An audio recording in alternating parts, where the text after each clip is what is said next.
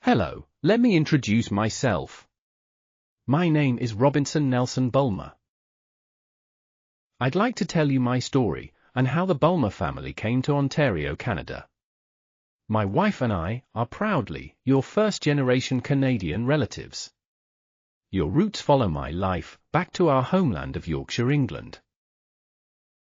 My family and I were from Sedgefield, in County Durham, Northern England.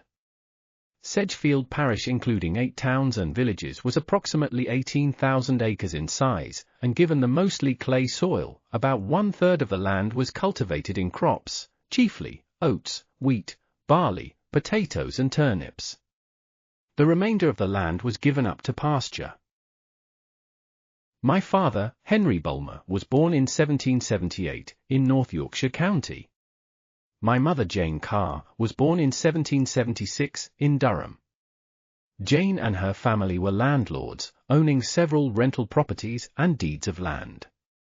The young couple in their early 20s embarked on a new century, sealing their hopes and dreams when they married on August 31, 1800, in Bishop Middleham, just north of Sedgefield in County Durham. They made their home in the area, close to family and friends. My father was a weaver by trade. At the end of the 18th century it was a very lucrative and stable profession, in the heartland of wool production, supplying the world demand for fine wool products and material. Henry and Jane were determined to provide well for their family in the years to come. As their son, I was born on November 25, 1811, and baptized on May 7, 1812. But I was the baby of the family. I had 4 brothers and sisters. I never knew my sisters Margaret or Everil. Sadly, my parents' first child, born January 29, 1801, only survived 9 days. And their next daughter, Everil, born March 14, 1802, died only days before what would have been her first birthday. Then came my older brothers, John in 1804 and William, born in 1808. My parents were left to raise 3 high-spirited, close-knit boys, seemed fitting for sons of a weaver. As our family grew up, in time, my brother William married Jane Wilkinson, and became the innkeeper of the Black Horse Tavern, at East Rounton of Yorkshire. Unfortunately, Jane passed away at an early age, and William remarried Jane's sister Mary. Several children were born to William throughout his lifetime. John, my eldest brother, took up woodworking and became a cartwright and cabinet maker by trade. He was very skilled, and his work meant that when he was 26, he could comfortably marry his wife Frances Hardy and raise a family in Potto, a village in North Yorkshire. But in time, John would follow me and sail for Canada. It would be a heartbreaking journey for them all. He brought his family out to Canada via the sailing vessel Rappahannock in 1849. During the voyage, 4 of their 7 children at the time perished. The rest of the family settled in Peel Township, Wellington County, across the road from Elizabeth's and my homestead farm in Wallenstein.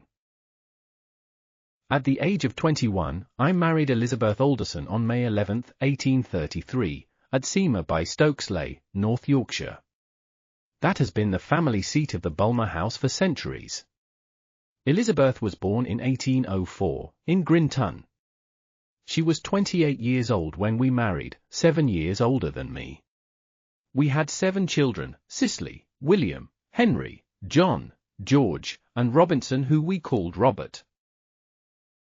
Sadly, my love Elizabeth died November 20, 1873, at the age of 68, and we laid her to rest in the Methodist Cemetery in Hawkesville, near the home we shared.